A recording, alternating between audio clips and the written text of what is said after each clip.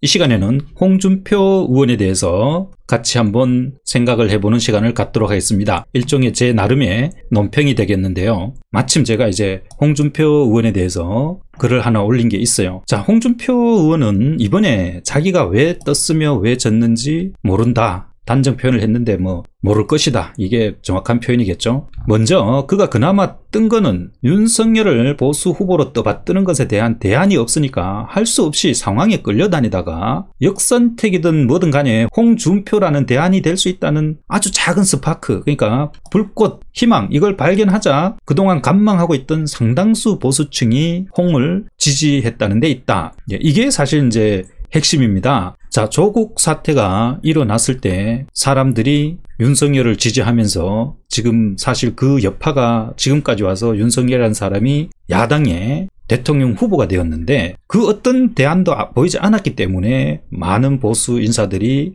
정권은 교체해야 되지 않느냐, 그런 뜻에서 윤석열을 지지한 사람이 많습니다. 그때 그 사람들이 물어보면 대안이 없다는 거였어요. 왜? 홍준표는 보니까 5%도 안 되지. 아무리 둘러봐도 그 어떤 인물도 눈에 띄는 사람은 없지. 그래서 그나마 최재형이라는 감사원장이 반짝이나마 뭐 한 7%까지 뛰었을 때 보수 세력들이 저 사람이면 혹시 윤석열을 대체할 수 있겠다. 왜? 양심적으로 차마 윤석열을 지지 못하는 사람들이 저 같은 사람이 있기 때문에 그런 희망을 보니까 순식간에 지지율이 그만큼 나오는데 그 최재형이라는 사람은 본인의 그런 캐릭터의 한계, 신념의 한계, 그리고 어떤 그 시야의 한계, 공부의 한계, 이런 것 때문에 그게 한계였던 거죠. 그 이상 치고 나가지 못했던 거고. 자, 홍준표 같은 경우는 처음에는 역선택이라는 부분 때문에 어느 정도 이제 지지율이 올랐을 겁니다. 뭐 한 10%까지 이렇게 쭉 치고 올랐을 때 좋다 이거예요. 자, 어쨌든 그 이후에 홍준표가 10%를 넘는 순간부터 많은 보수 측 인사들이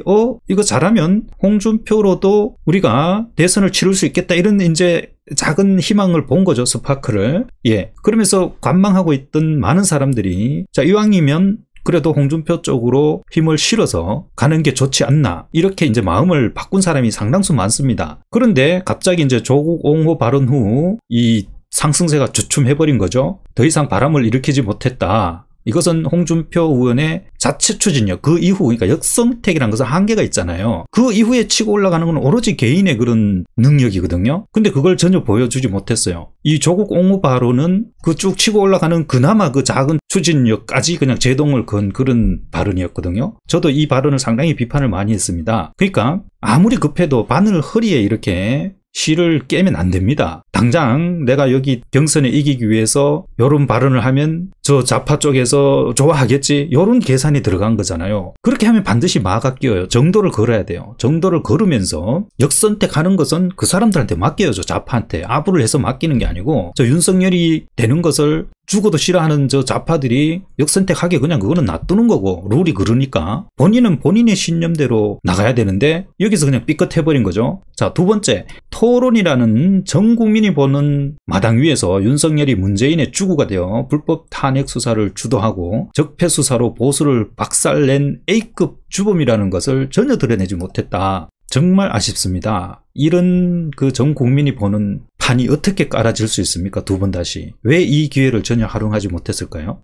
아마 막말 홍준표 이미지를 벗어나기 위해 너무 몸을 사렸고, 지난 대선에 조금 대인 측면이 있죠. 모든 언론이 그냥 보수당이라면은 아무리 사소한 것도 그냥 침소 봉대해서 이렇게 보도를 하는 게 뭐 우리 언론의 관행이었으니까. 근데 이번 언론은 제가 김대중 이후로 이렇게 보수 후보, 이른바 보수 후보한테 우호적인 언론은 처음 봅니다. 좌파 진영에서. 사실상 이거는 뭐 그냥 윤석열 후보를 자기 편이라고 생각하는 거예요. 안 그러면 이렇게 우호적일 수가 없습니다. 한번 생각을 해보십시오. 돌이켜보면 노무현 때 그 언론 환경 거의 뭐 9대1 정도로 이렇게 기울어져 있었거든요. 일방적이었습니다. 일방적. 이해창 총재 매도할 때 한번 보시면 이 인터넷 온라인 환경, 좌파 매체 뭐 이런 데서 이 보수 후보에 대한 정말 터럭만큼의 우호적인 기사가 없었어요. 근데 지금 보십시오. 윤석열에 대해서 어떤 좌파 언론도 그렇게 하이에나처럼 뭐 물어뜯거나 공격을 하지 않잖아요. 오히려 다 지금 감싸주고 보호하고 그런 느낌이죠. 홍준표는 막말 이미지를 벗어나기 위해 너무 몸을 사렸고 이런 모습이 그냥 눈에 띄었어요.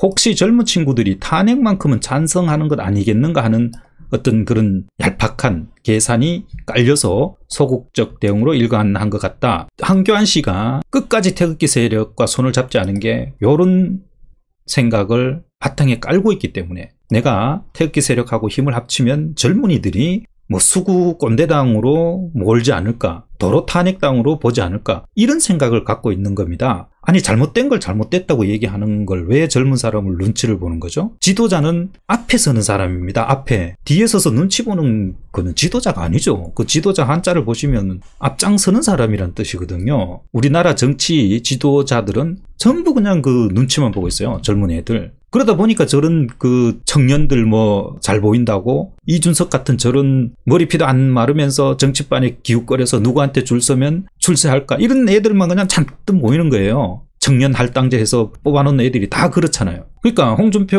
의원도 요걸 딱 생각한 것 같아요. 내가 윤석열을 탄핵 주범으로 몰면 젊은 사람들, 지금 나를 지지하고 있는 이 젊은 사람들이 저거 수구 꼰대네 이렇게 할까봐 몸을 사린 거죠. 또 더 근본적으로는 자신이 박근혜 출당이라는 그런 일종의 배신을 때렸잖아요. 그것도 박근혜 대통령이 가장 어려울 때 감싸줘야 하는 그런 시점에 윤석열이 면전에 대해서 당신이 주범이다 공격하면 당신은 대통령을 탈당시키지 않았느냐 이렇게 나올까봐 그냥 아예 이 얘기를 안 꺼낸 것 같아요. 하지만 경선은 모든 것을 잃거나 가지는 싸움인데 지고 있는 사람이 이렇게 몸을 사리면 이른바 바람이라는 걸 일으킬 수 없다. 바람이 일어야 저 3% 후보가 10%, 20%, 30% 치고 나갈 거 아닙니까? 노무현 대통령이 그렇게 해서 치고 나간 거거든요. 제가 월간조선 기자하니까 잘 알 거 아닙니까? 매월 여론조사를 했는데 우리가 대선 1년 전에 여론조사 했을 때 노무현은 이름을 이거 넣어야 되나 빼야 되나 할 정도로 존재감이 없었습니다. 그나마 형식상 이렇게 후보에 넣는데 저 3% 그렇게 나와 있었어요. 그런데 1년 뒤에 어떻게 됐습니까? 대한민국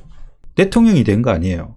바람이 불 때 그 바람을 치고 올라가는 그 힘은 결국 본인이 만들어야 되는 건데 이렇게 재고 저렇게 재고 눈치 보고 그러면 안 되죠. 지금 문재인 정권 심판하자고 정권 교체하자는 거 아닙니까? 문재인 정권하고 똑같은 사람들 뽑자면 우리가 이 정권 교체할 필요가 없죠. 그런데 그런 이슈에 대해서 정면으로 공격하지 않고 잘못된 걸 잘못됐다 이야기하지도 않고 그냥 어물쩍 넘어간다? 그 몇 프로는 치고 올라갈 수 있겠죠. 근데 이 바람이라는 것을 일으킬 수가 없습니다. 그런 비겁한 자세로는. 노무현은 장인이 인민재판을 한 사람이라는 게 밝혀져서 치명적 위기에 몰렸을 때 어떻게 대응했나요? 그럼 마누라 버리란 말입니까? 그 한마디에 그냥 젊은이들이 열광을 하고 대한민국의 국가 지도자가 되겠다는 사람의 장인이 6.25 때 인민군 편에 서서 선량한 양민을 인민재판을 해서 우리가 그 말로만 듣던 인민재판을 실제로 벌여서 사람을 죽인 그 엄청난 사건이 취재 결과 공개가 됐는데 이렇게 치고 나간 거예요. 이렇게. 마누라 버리란 말입니까?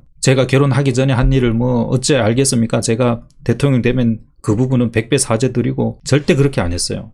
사실 그렇게 해야 되는 상황인데 왜냐하면 이거는 국채를 다루는 문제잖아요. 대한민국을 수호하는 대통령이라는 직위를 맡겠다는 사람이기 때문에 그 유가족들 앞에 가서 무릎 꿇고 절하고 오히려 그렇게 해야 되죠. 근데 요즘 우리 이른바 보수 정당이라는 사람들은 전부 봉화마을 가서 머리 조아리고 저 5.18 거기 가서 망월동 가서 머리 조아리죠. 윤석열이가 이번에 그랬잖아요. 보수 후보라며. 이승만 박정희 안중에도 없는 겁니다. 그리고 노무현은 막판에 지지율이 급락해서 이 후보 교체 위기까지 몰리니까 정몽준하고 여론조사로 단일로 했죠. 정몽준이 그 조직도 없이 여론조사를 어떻게 이깁니까? 완전 인터넷은 좌파들이 다 장악하고 있던 시절에. 홍은 이런 승부사 기질이 부족했고 특히 윤을 지지하는 노인층이 왜 윤을 지지하는지 이거 분석 안 했습니까? 대부분 노인들이 윤석열이가 조국 사태 이후에 문재인이가 뭐 저렇게 탄압하는데도 버티고 뚝심 있는 사람이다. 저 사람이 되면은 문재인 정도는 뭐 가볍게 그냥 감옥에 넣을 것이다. 70대 이상 노인이 아마 90% 이렇게 생각할 겁니다. 문재인을 감옥에 집어넣을 것이다. 근데 그게 아니라는 걸 자기가 토론에 나가서 설득을 시켜야죠. 그리고 보수를 박살낸 그에게 그걸 바라는 게 얼마나 모순적 상황인지를 까발리고 설득을 해야 되는데 전혀 하지 않았어요. 오히려 뭐 그 이야기 나오면 윤석열이가 실실 이렇게 깔보듯이 그냥 비아냥거리듯이 이야기해도 홍준표는 그냥 사람 좋은 웃음 이렇게 지으면서 넘어가고 그래서 제가 그 토론 딱 끝나는 그날 바로 페이스북에 글을 올렸잖아요. 밥그릇 잘 챙겨주는 놈이 이긴다. 이거는 게임 끝이다. 제가 지난 4.15 총선 때도 황교안이가 유승민이하고 손잡는 거 딱 보고 이거는 그냥 게임 끝이다. 예. 저런 정신 상태로는 절대로 보수가 정권을 잡을 수 없다. 오히려 황교안이가 보수 세력을 전부 그나마 남은 그 몇 안 되는 보수 세력을 전부 끌고 시궁창에 들어갈 것이다. 예언했는데 제 말이 딱 맞았습니다. 전부 그때 황교안 할렐루야 부르고 있을 때 유튜브 채널에서 그때 제가 방송을 하고 있었으니까 제 혼자 맞췄어요. 절대 못 이긴다 이거. 이 선거. 저런 정신 상태로. 아니 보수가 싸울 줄을 모르는데 어떻게 지지층이 결집을 할 수가 있습니까? 윤을 그야말로 막 정신없이 공격을 해서 탄핵의 부당성을 알리고 바람을 몰았으면 당신도 홍에게 쏠렸을 것이다. 아까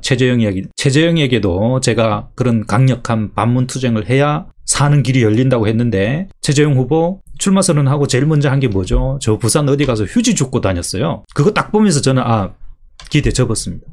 젊은 층은 그의 비전을 보고 지지를 했고 이 2030, 40까지 젊은 층은 이번에 홍이 개혁 세력이라고 본 거죠. 그 비전을 보고 비리가 없는 그런 그동안 정치 인생을 보고. 그러니까 젊은 사람들은 윤석열을 기득권 세력으로 본 겁니다. 개혁 세력으로 본 게 아니고 그냥 이권 다툼하는 집단들 모여서 이거는 그냥 하나의 권력 노름, 권력 투쟁하는 집단으로 정확하게 인식을 한 거예요. 그리고 간망하다가 홍 지지로 돌아선 노년층들은 그나마 홍이 이 자유민주주의를 계승하고 지킬 것이다. 이 기울어진 대한민국을 되돌릴 것이다. 그런 신념 하에 지지를 한 거겠죠. 자, 대선판에서 가장 어리석은 전략은 지고 있는데도 자기가 이슈를 끌고 가는 게 아니라 상대가 깔아놓은 멍석 위에 올라가서 그 위에서 북치고 장구치고 춤추는 것이다. 이것은 망고의 진리다. 이렇게 해서 진 대표적인 사람이 이회창이죠. 노무현이 그 젊은 친구들이 온라인을 장악하고 그 황색 바람을 일으킬 때 그 따라하기 바빴잖아요. 예, 코미디언 데리고 다니면서